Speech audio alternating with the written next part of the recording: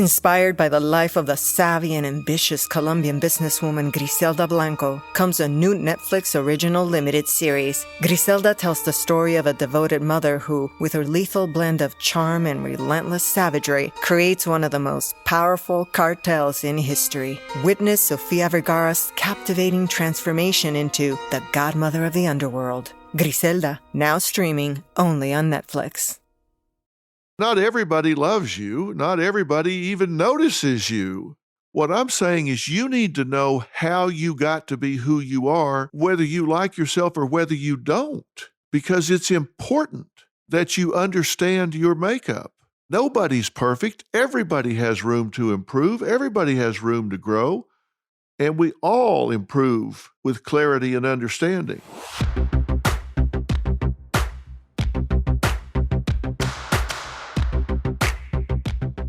Hey everybody, it is time for Chapter 4 of Living by Design, and I've got to say, I don't talk about things that I don't care about and am not passionate about, but there are some things that are more favorite to me than others. I have to say this is the most favorite that I've talked about so far, and I'm going to tell you why. When you are in my profession, when you're in the field of psychology, mental health, you see everything. A lot of people can live in different lives, do different jobs, and not deal with the full range of human functioning. But when you do what I do, you see the good and the bad. And it causes you to be aware of what people are capable of, as I say, all the way up to the good side and all the way down to the bad and the dark side. I was quoted one time as saying, it's better to be awakened by a painful truth than lulled to sleep by a seductive lie. I really believe that, and I guess maybe I think we're a little bit of a Pollyannish society. Now, you're probably going to think that maybe I'm a pessimist or maybe I'm a little paranoid. The truth of the matter is I'm not. I'm actually an incurable optimist. But I'm an optimist because I think we can prepare for anything. We always hear that life is a game, and I agree with that. Life is a game, and you may think, oh boy, it's not. You get a terminal disease or something, that's not a game. Yeah, it is. You have to be a player. Games aren't always funny. They're not always frivolous. They're not always for trivial stakes. Sometimes a game has stakes that are life or death, but they're still a game. In the game of life, I just have the belief that you're either going to be a player or you're going to be played. And my problem is if you're like me and you were raised by the kind of parents that I was raised by and came up through the educational system that I came up through, you were taught how the world should work, not how the world does work. Now think about the difference. You were taught how the world should work. You're taught about how things are supposed to be. You're taught how things work if everything is fair. If you work hard, you're going to get your just rewards. And that on the playground, you always heard, cheaters never win and winners never cheat. Well, let me tell you, that is exactly where that belongs, on a playground with children. Because if you think cheaters never win, wake up. Cheaters do win, and winners do cheat. Lance Armstrong. I mean, come on. Wake up. That is just simply a myth. So I was taught how the world was supposed to work, how the world should work, and then I got out there in the real world and found out how it did work, and it was a whole lot different than what I was taught. And here's the truth of the matter. Your life, just like my life, is full of bad people. Bad people. There's also a lot of good people in it, don't get me wrong, but it's full of bad people. And most of us, and I was guilty of this for a period of time, most of us are stagnant. We're unwilling to take the initiative to get bad people out of our lives. We let days turn into weeks, weeks turn into months, months turn into years, and we just let those bad people stay in our lives. They have bad karma. They don't wish us well. They don't want us to succeed. They're jealous if we do. They drag us down, suck us dry. They try to take what's ours and use it for their own benefit. They lie, cheat, steal, talk behind our back, gossip about us, sabotage us. They're two-faced. They betray us. We all have those kind of people in our lives because they hide in plain sight. They're just everywhere. You've got them in every category of your life, and I'm going to be asking you about that. I'm going to ask you to categorize your life: work, home, family, recreation, church, wherever, and just see if you can identify where these people are. What I want to do today is talk to you about how to spot them and how to defeat them. And knowledge is power, and I intend to give you plenty of both today. Plenty of knowledge and plenty of power. And that equips you to live in the world as it is, not as how it should be. Look, here's the deal. If you think this world is all hunky-dory, let me tell you, it's not. It's estimated right now that we have over 5,000 active cults operating in America, for example. It is estimated by the Federal Trade Commission that over half of the phone calls you receive this year are going to be scams. Now think about what I just said. 1 out of every 2 phone calls you get are going to be based on somebody trying to take what is yours. They're calling you to rob you. They're calling you to trick you, scam you, cheat you out of your money. This is a multi-billion-dollar industry. And it preys upon the unsuspected, the uninformed. It preys upon the immigrant communities because they're new to America and they don't know the system, they don't know the laws. But it's not just the immigrant community. It preys upon those that are unsuspecting and they're uninformed. Now, I can tell you one of the things that I've done with the 2 boys that Robin and I have raised, Jay and Jordan, is I started out from the very beginning and I said, boys, one thing I want to teach you is to always be situationally aware. Situationally aware. And by the way, I didn't raise my boys to be paranoid, to see the world as a scary place that they should shy away from. Quite the contrary. Both of my boys are very outgoing. They're very engaging. But they have confidence because they have awareness, because they go in wide-eyed open at what can go wrong. But I always taught them about situational awareness. Even if they just go into a restaurant, I always taught them, as soon as you walk in the door, scan the room and find the most unstable person, the most dangerous person in the room, and keep an eye on them. Look for the exits in a room. Look for what can go wrong in a situation, and then go on about your business. Enjoy your dinner, enjoy your evening, whatever you're doing. But be situationally aware. And you think, wait, what are you trying to raise a couple of James Bonds here? Well, yeah, sort of. Because I want them to be aware of what's going on. How about you? Do you get up in the morning and just kind of stumble around? Or are you situationally aware? I can tell you I am. I walk out on stage every day. I've got a live audience of 250 people. Now, trust me, they all go through a metal detector when they come in. We know their identities. We know who they are. They don't get to carry their purses in. They don't get to carry briefcases in. They don't get to carry backpacks in. We screen. But I also come out, and you better believe I'm scanning that audience to see if there's somebody in there that, although they may be unarmed, are they particularly unstable? I have a lot of stalkers. I have people that send letters and they think I'm talking to them through the TV screen. And sure enough, across the years, I've had people jump out of their seats and charge the stage.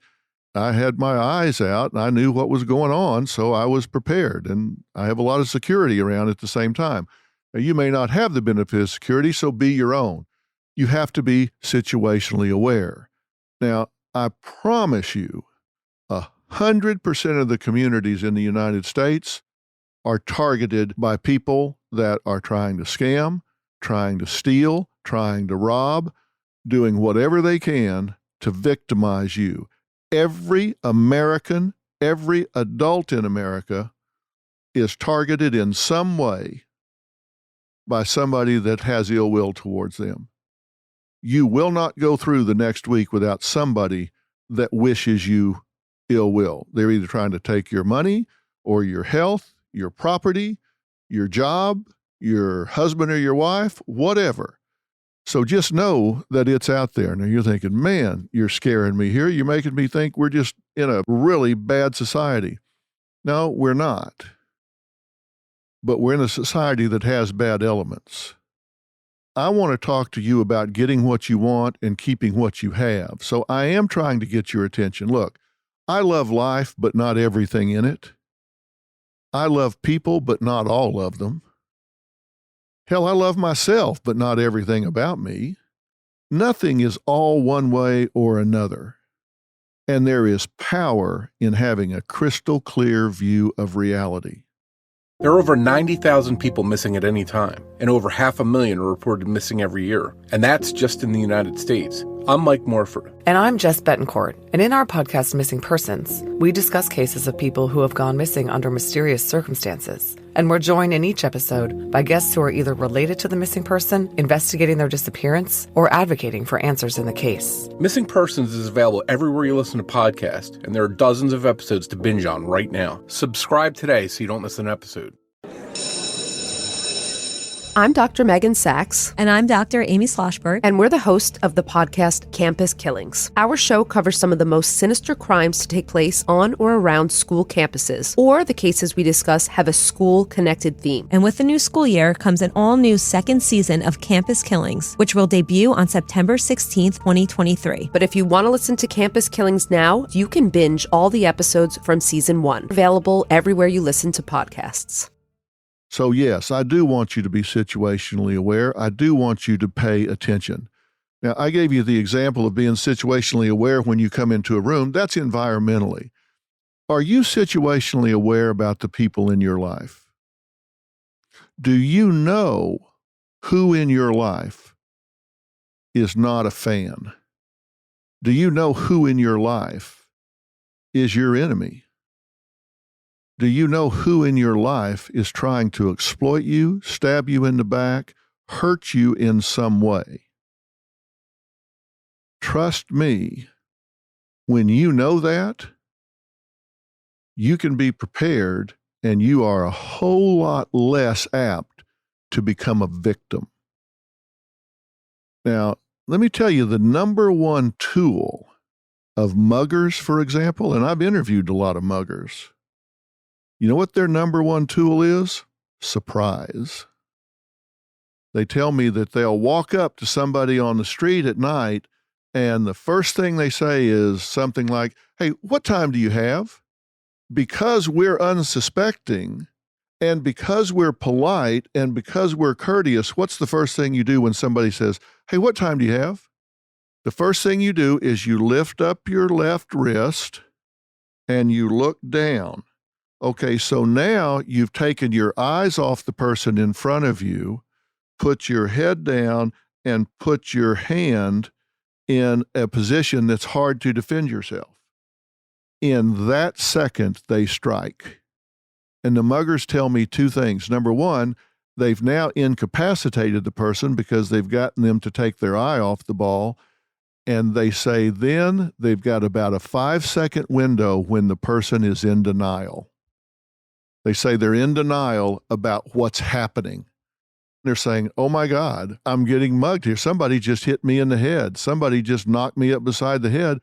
And it takes them that long to realize, oh my God, I'm being mugged. And in that time, they're able to get the advantage. They rely on our denial, our unwillingness to accept that something bad can happen and is happening to them. That's what I'm trying to say to you right now, to not let happen to you. That's why I'm talking about crystal clarity when you're viewing reality and situational awareness about the people around you and your environment. I want you to be street smart. Now, let me tell you how I want you to think about these people in your life. I'm going to give you a name for them. They're called baiters. Baiter, B-A-I-T-E-R, baiter. B stands for backstabber. A stands for abuser. I stands for imposter. T stands for taker. E stands for exploiter.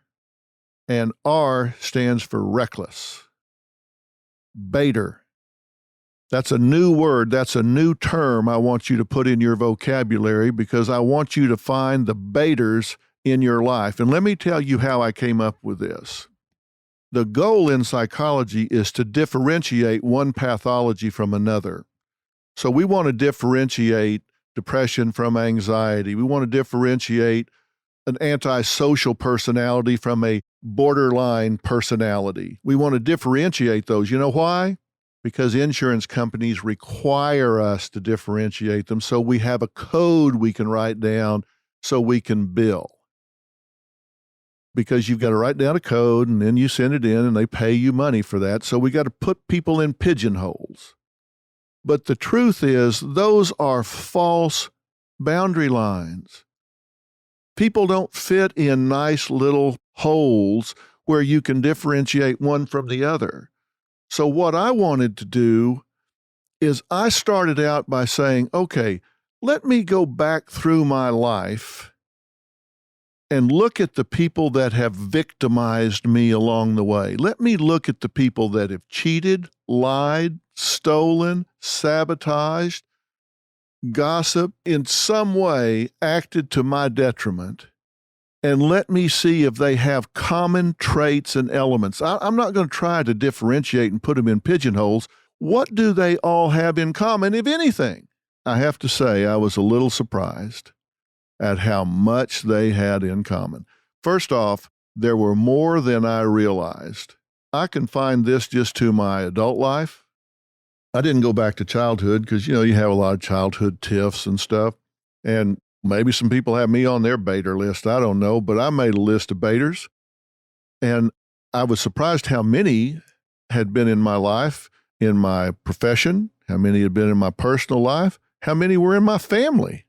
But I wrote them down, and then I started saying, okay, what was the characteristic that defined this person? Now this person, now this person. And then I started crossing out those that were specific to that person and kept only those things that cut across all of them. Boy, was there a list, and it's what made up baiters. They were all backstabbers. None of them had the guts, the courage, the spine to come at you head on. They were all backstabbers. They would sneak around and come at you when you weren't looking. And all of them were abusers. You give them an inch, they would take a mile. You trust them a little bit, they would exploit that. You give them a little bit of access to your life, they would really get inside and just take advantage of everything you gave them access to. They were all imposters. None of them were who they presented themselves to be. They all had a false presentation. Nobody came as who they really were. They all had this facade that they put out, pretending to be somebody they weren't. You can divide people in a lot of categories, givers and takers.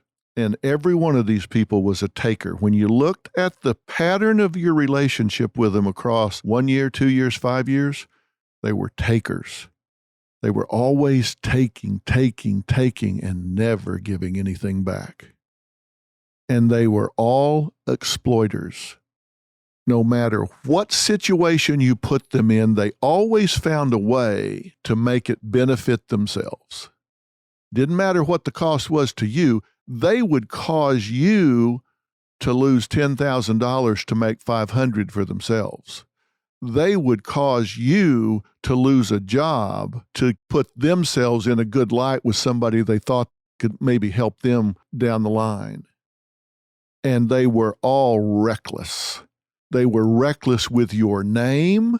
They were reckless with your relationship. They were reckless with your property. They were reckless with your money. They were reckless with your children. They were reckless with your relationship. It didn't matter. They were just reckless with anything that had to do with you. Now, think about that. What people do you have in your life that fit into that category?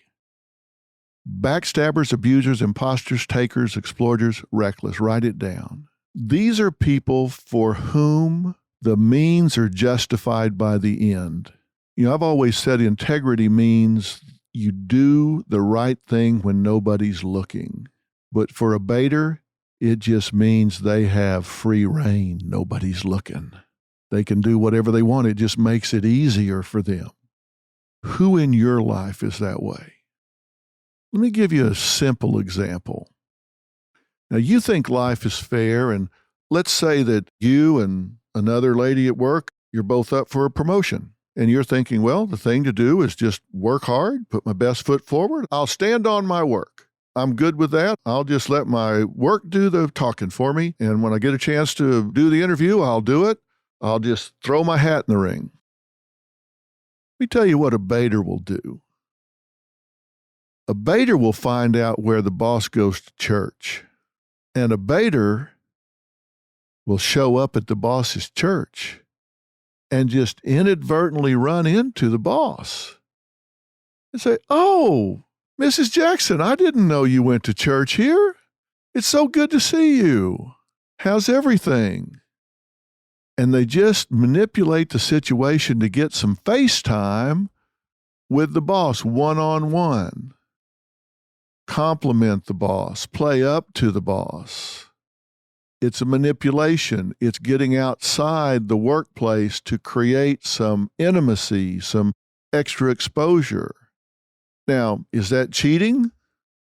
Well, I don't know. In court, we call that ex parte. If one lawyer meets with the judge without the other lawyer there, that's a violation of ethics. But in life, we don't have that rule, so somebody just might go ahead and do that. They find out what their patterns are. They find out what their interests are. They just start creating all these intersections in life with the boss where they create a familiarity.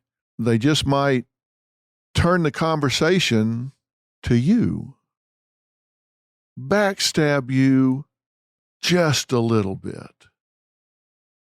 And they might do it in a backhanded way, and it'll seem like faint praise or something, and say, "I was actually late getting here today because I had to finish up a project at the office. I mean, I was doing it with Cheryl, but I don't know. I guess she just went MIA.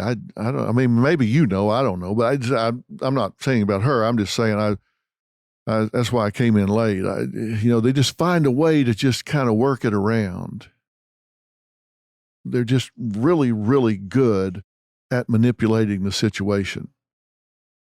So who in your life just always seems to manipulate things? Who in your life is an imposter? They present things one way, but not another.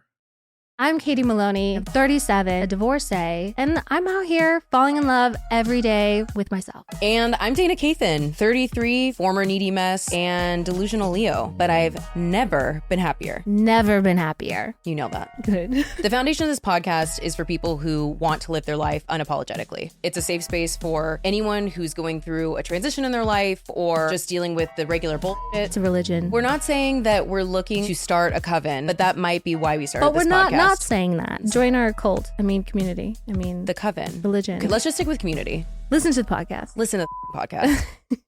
Hi, this is Rachel Yucatel, and I'm here to invite you to listen to my podcast, Misunderstood with Rachel Yucatel. This podcast delves into the lives of those who have been reduced to a single headline. Each episode will take a closer look at the stories of those who are on a mission to change their narrative. Join me as we uncover the truth behind the misconceptions, shed light on the stories of those who have perhaps been wrongfully portrayed, explore the complexities of the human experience, and celebrate the power of second chances. Who doesn't love a good comeback story? I tell you, this happened to me at a really critical time in my life. I was starting my practice back in the early 1970s. Well, I was a young master of the universe. I was going to stamp out disease and suffering. I was going to heal all the suffering in the world. I was working 20 hours a day sometimes. I'd go to the office and see all the patients in the world, and I'd go to the hospital and make rounds with this neurosurgeon I was working with, and just so busy that I thought, unlike a lot of psychologists at the time that would just have an answering machine and see 7 or 8 patients a day, I was seeing way, way more than that. I was running groups and had a hospital census and all of this, and I had to have other therapists on staff. I had to have an administrator that ran the office and had 2 or 3 receptionists up front. So I ran across this lady that I thought was really, really sharp. She had 5 kids, and her husband was a businessman there in town. And if I was going to describe her to you, it would be like Aunt Bee. You know, from the Andy Griffith Show, she kind of wore her hair like that. She looked like Aunt Bee. In fact, we called her Aunt Bee in an affectionate sort of way because she was just so loving and caring. She never came to work without some Tupperware thing full of something she had cooked for somebody. I mean, she'd bring it in there, and she had cookies, she baked bread, she just always taking care of everybody, and she's patting everybody. And honest to God, she was the choir director at a huge church. She had 5 boys. All 5 boys were in the choir. She did volunteer work at the church. If the church door was open, she was in it. She was down there on Wednesday for adult programs. She was down there on Saturday. She was there on Sunday morning, Sunday evening. She did training unions. She ran youth groups. She just did everything. And she talked about her faith all the time. She wasn't preaching all the time, but she talked about her faith all the time, to the point that you'd kind of make a U-turn if you saw her coming sometimes, if you were like really busy. And I had this nagging feeling in the pit of my stomach. I just didn't know exactly what it was, but I had this nagging feeling. I'm going to be honest with you. I really got down on myself about that because I thought, now, come on. You're judging Aunt Bee. I really got on myself about it. I thought, you know what? You're judging her because she's more spiritual than you are. You're judging her because you feel inadequate. You feel inferior because she's more spiritual than you are. She's a better parent than you are. You just feel intimidated by what a good family person she is. And I kind of wrote it off to that. But it just kind of kept eating away at me. And I got to know her husband a little bit. We had gone to lunch one day, her husband and I, and we were in a restaurant downtown, and the bill came, and I put my credit card down. And pretty soon the guy came back pretty sheepishly, and he knew me. And he said, Dr. McGraw, I'm sorry, but your credit card's been rejected. And I said, excuse me? And he said, your credit card's been rejected. I said, well, there's got to be some mistake. Run it again. Because I'd have never paid a penny of interest on my credit cards ever. I use them instead of carrying cash, and I pay them off every month. So there's no way. And he says, well, I'm sorry, I ran it. And so her husband, he sees I'm perplexed and embarrassed. And so he put some cash down. He said, hey, this one's on me. And he said, you can get the next one. And I'm like, oh, man, I can just tell you Aunt Bee is going to tear them a new one. I mean, because she's all over this. She will take this personal. Whatever has happened here, this is right up her alley. They've made a mistake, and she's going to make them pay for it because she takes pride in this. She is going to be all over them. I get in the car with him, and I say, let me tell you, your wife is going to tear somebody up down at the credit card company.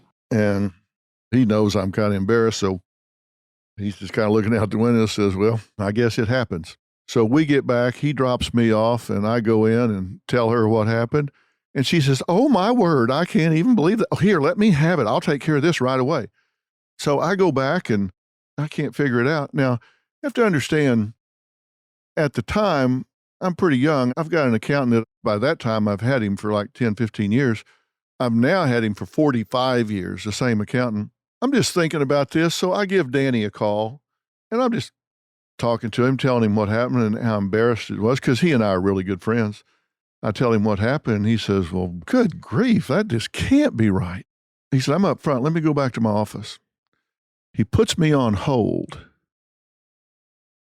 And when he put me on hold, my life changed in the next 30 seconds. My values changed. My beliefs changed. My life changed forevermore in the next 30 seconds. Here's what happened. I was on line 3. Understand, this was 1970. This is one of those phones where it had 5 lines. You push the buttons across the phone. Line 2 was lit up. I assume it's Aunt B talking to the credit card company, and I'm on line 3.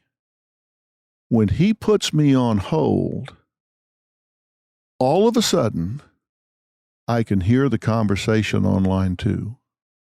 Never happened before, never happened since. Don't know how, don't know why. But I can hear the conversation on line 2 kind of like a radio playing in a scratchy but very discernible way. And here's what I heard.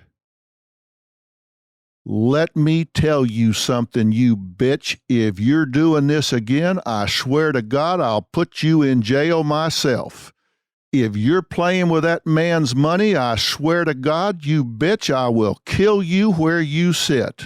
And I hear Aunt B saying, I swear I'm not doing it. And he's saying, I don't believe a damn word you're saying. You're a lying bitch. I know it. I know it. I know it. And then Danny picked the phone up and it went away. I just went into a cold sweat. And I told Danny, I said, you're not going to believe what just happened. I related this story to him, and he said, I'll be right over. He came over, and I went through this with him again. And he does my books, and he says, look, your books are balanced. There's no way your books are balanced to the penny. I call Aunt B back there. I set her down and I said, look, is there something you want to tell me? And she said, well, what? I mean, my gosh, what are you talking about? And I said, listen, you need to tell me what's going on financially here, because there's no way what just happened with that credit card was an accident. And she said, well, I don't know what you mean. I then related to her verbatim, because it was burned in my brain, the conversation I overheard her having with her husband. She dropped her head and started crying. And in the next 20 minutes, she disclosed that she had embezzled $600,000 from me, beginning the day she had started working there.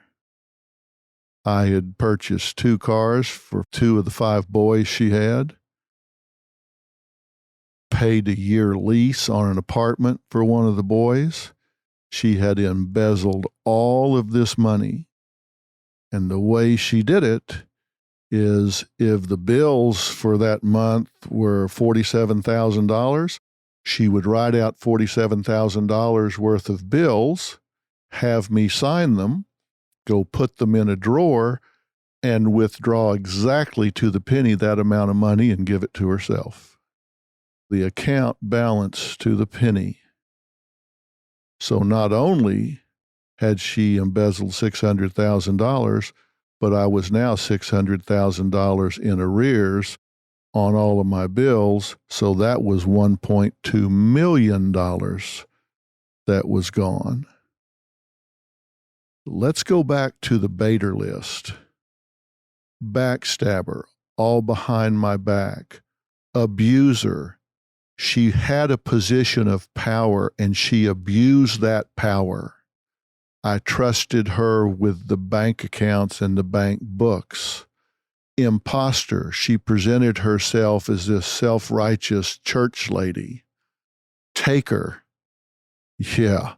She took $600,000. Exploiter. She had access to the bank accounts. I introduced her to my banker, to my accountant, and she was reckless. She took that money and spent it like a drunken sailor on shore leave. Bader. Right under my nose, and I'm supposed to be Mr. Situationally Aware and see all of this stuff right under my nose. Who in your life could be doing that same thing to you? I sat down after that, absolutely in shock. I couldn't believe what I was hearing, and I couldn't believe I was hearing it. But both were true. Now, I said that I deal with life as good as it gets and as bad as it gets. Danny Moore, who just passed away not terribly long ago from cancer, only accountant I ever had for 45 years, knew my financial situation because, like I said, he was my accountant, knew what a pickle I was in without asking, because he knew I wouldn't allow it, actually left my office, got his people, came back, did a quick audit, found out how much damage she had done, and without saying a word, took out a second mortgage on his home and his office building and got $600,000 and brought all my bills current, and then came in and told me, all right, you're all caught up. Now we just have to figure out what to do next. So what do you mean I'm all caught up?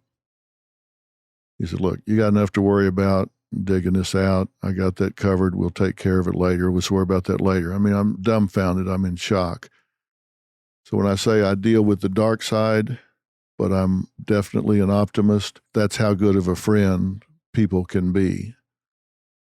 To finish the story,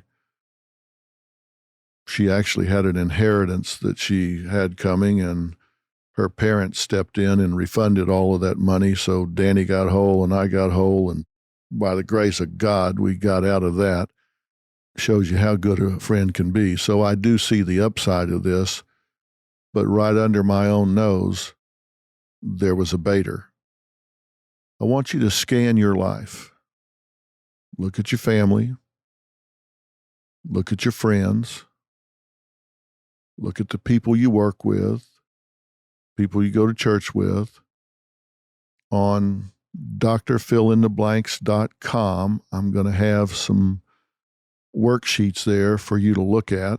I'm going to have baiters listed out with their characteristics. I'm going to have some worksheets there where you can actually make some lists of the people in your lives and go through and evaluate each one of them and see where they fall.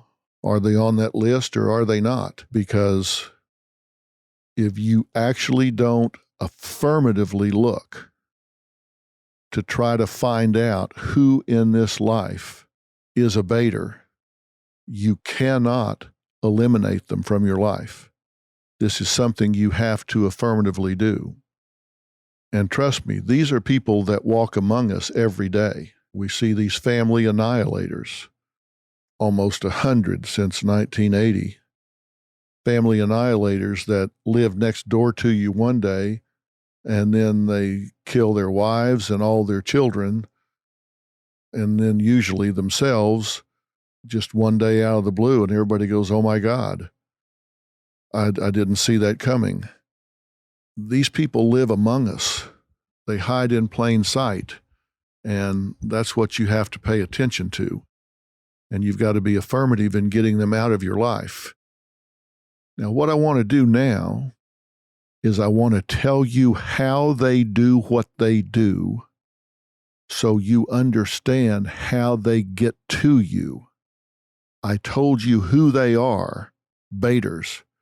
Now I want to tell you how they do what they do, and it's what I call the evil eight. The evil eight. These are the characteristics that these people have that make them so dangerous. Again, the evil eight are things that were present consistently among all the people that I found in my life that had qualified as baiters. And I got in a lot of trouble over this, actually, because I wasn't planning on doing this. I had a flip chart back in my office at home, and I was writing on it, and then I'd tear a sheet off and tape it up on the wall, tear another sheet off and tape it up on the wall. And Robin came back there and found out I'd taped all this stuff up on the wall. She was not real happy, because when I pulled that tape off the wall, sometimes it took the finish with it, so I got in trouble over that. But she actually got into the project and was really, really very helpful and added a few people of her own.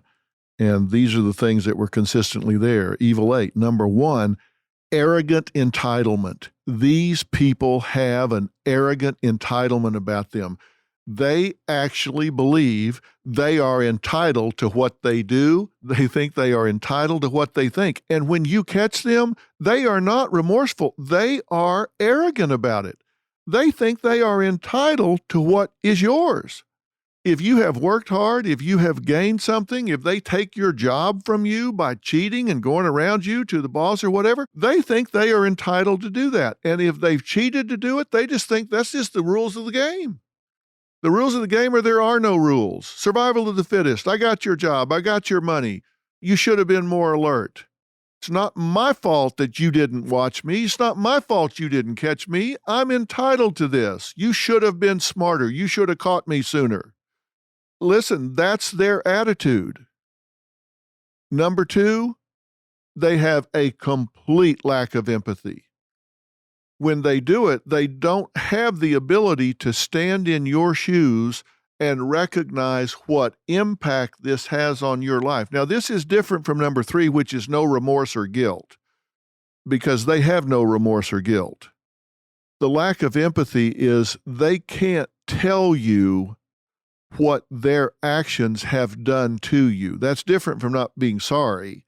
They can't tell you what it did to you. They don't realize, when I cheated you out of this money, I stole this money or took your job or cheated with your spouse, you took me in and I raped your daughter. You gave me a place to live and I seduced your 14-year-old daughter. They have no empathy for you. They don't have the ability to say, oh my God, I opened my home to this person and they seduced and had sex with my daughter. So now I feel like I have failed as a father because my job is to protect my children, and I failed to protect my children. In fact, I brought evil into the home. Now I feel a failure as a father. They don't have the ability to put themselves in your shoes and recognize what that's done to your self-worth and your self-esteem. Number 3, they have no guilt or remorse for putting you in that position, which is different from understanding the position. They have no guilt or remorse for putting you in the position they don't understand. How can they feel sorry for something they don't understand? So they have no remorse or guilt. This is how it makes them hard to detect, because people that have guilt or remorse, they'll start to show changes in their behavior. They'll start to show uneasiness or depression or an inability to look you in the eye, or they'll start to withdraw. But because these people have no empathy, remorse, or guilt, you'll see no change in behavior whatsoever. They will go in and statutory rape your daughter at 6:30 and sit down at the dinner table with you at 7 and have no indication that they have transgressed in any way whatsoever. They have that ability. Number 4, they are irresponsible and self-destructive. I've had the Secret Service on presidential detail tell me before that if somebody is willing to give their own life to assassinate the President of the United States, there's no way you can stop them. If somebody's going to try to shoot the president or assassinate the president and get away, then you've got a chance to protect the president, because you can anticipate where a shooter might try to hide or where a bomber might try to operate from. But if somebody is willing to die in order to take out a target, it's almost impossible to protect the target. That's why it's so dangerous for these suicide bombers that we've encountered in the most recent wars in the Middle East, because if they're willing to die, then they can just walk up to a rope line or whatever, and when the target comes by, boom. These people are that irresponsible and that self-destructive. They don't have the ability to protect themselves. They're that self-destructive. And you say, well, they wouldn't do that. They'll go to jail. That doesn't register with them. They don't have that self-preservation gene. And somehow or another, they seem to get away with this a tremendous amount of time. Number 5, they thrive on drama. These people like turmoil, chaos, upheaval, drama. So they're happy to create big scenes at work, big scenes in the family, big fights among relatives. They thrive on this. It makes them feel important that they're able to get a reaction out of somebody on the other side. They thrive on this. They need this. It's what fuels them. It moves their needle. So you would think that most people would not want to be in that kind of a pressure cooker. Not these people. No, they thrive on this. They want this upheaval. They want to have a big scene where you find out they're sleeping with your wife or your husband. You find out that they've gone behind your back at work.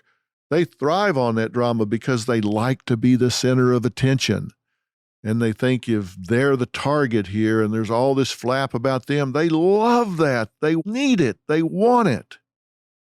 Number 6, they brag about outsmarting people. They will actually come to you and con you into letting them move in with you, give them a place to stay, and actually let you become part of your family-owned business, and then brag to you about how they outsmarted and conned the last person they were in business with. I kid you not. They will not have any empathy. They don't have the ability to put themselves in your shoes, so they will get into your business and talk to you about how they destroyed the last person they were in business with. Now, you would think, how dumb is that? Well, it may be dumb to you, but they are so narcissistic that they think this is a quality, and they cannot help but crow about it, strut about it, pat themselves on the back about it. It never occurs to them, wait a minute, I'm telling my current target what I did to my last target. Then if you say something to them about, oh, I would never do that to you. I mean, this guy he was so dumb, he was asking for it. Number 7, if you look at their history, you're going to see a lot of short-term relationships. They never stick. You're going to find they worked here for a little while, there for a little while, there for a little while. They were in this relationship, then this relationship, then this one, then this one. There's always an excuse. There's always a reason. They're always the victim. But for whatever reason, they never have a sustained relationship. They hop from one job to another, one relationship to another, one family member to another, one dwelling to another. Everything is short term because they either get found out or they pick them clean and move on to a new target. And number 8, they live in a fantasy world. They are delusional.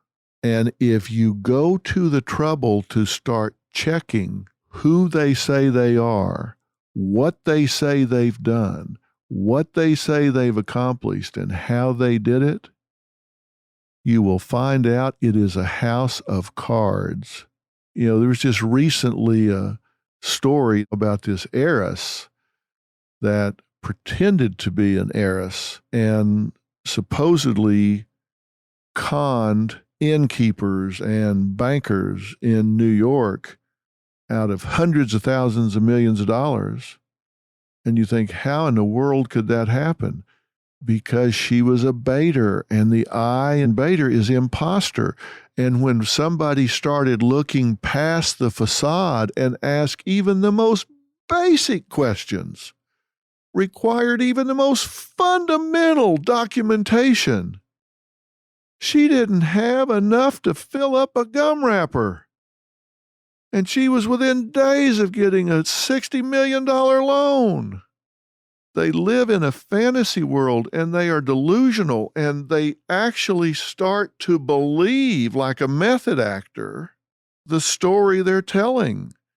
They start talking about being royalty. They start thinking they're royalty. They start expecting people to believe it because they're so narcissistic. And when it's all over, people are so red-faced because you say, well, did you ever ask a question?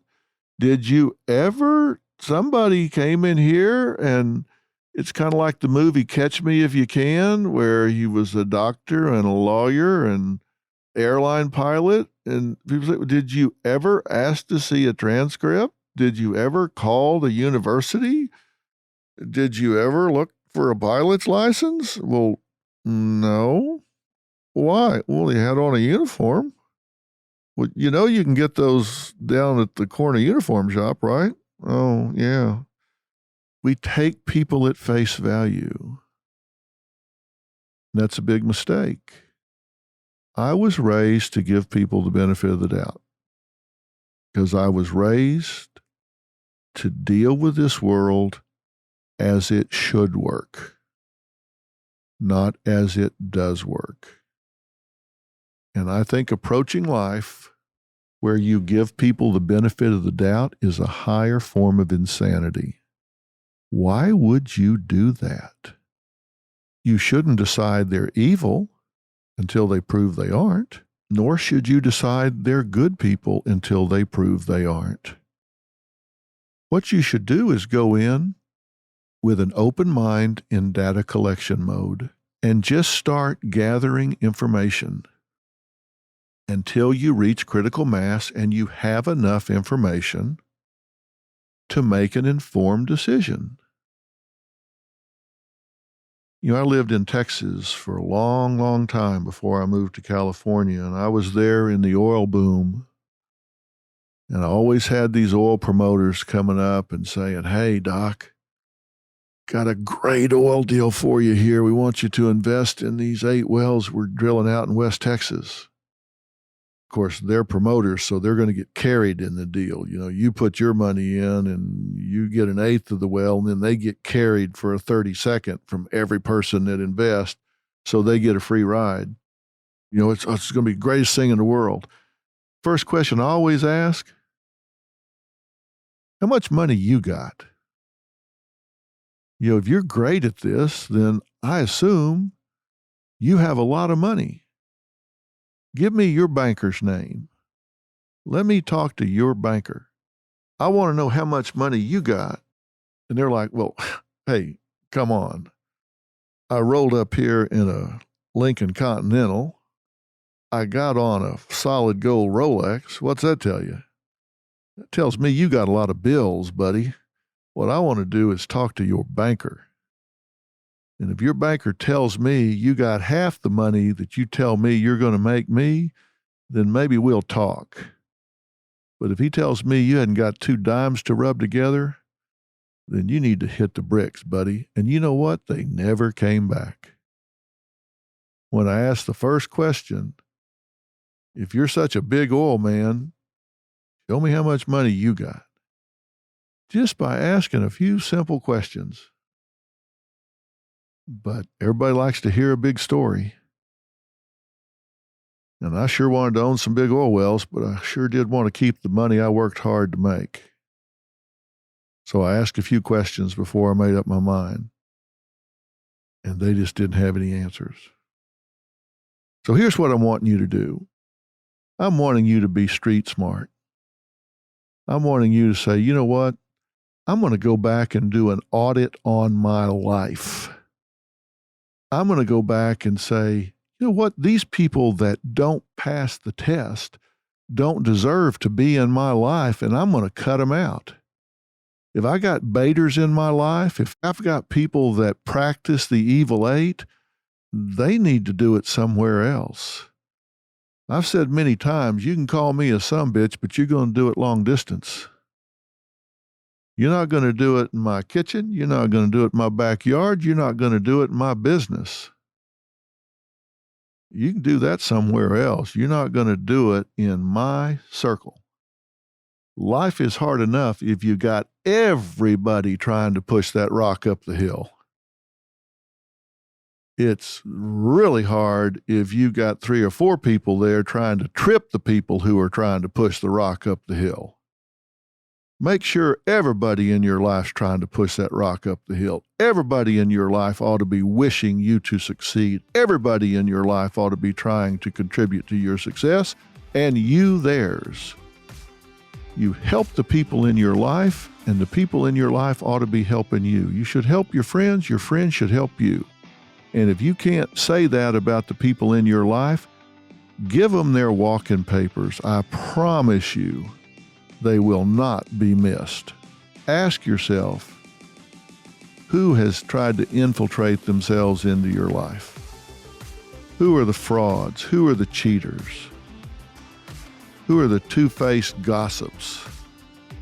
Who are the people that just seemed to have that drama? Life's too short.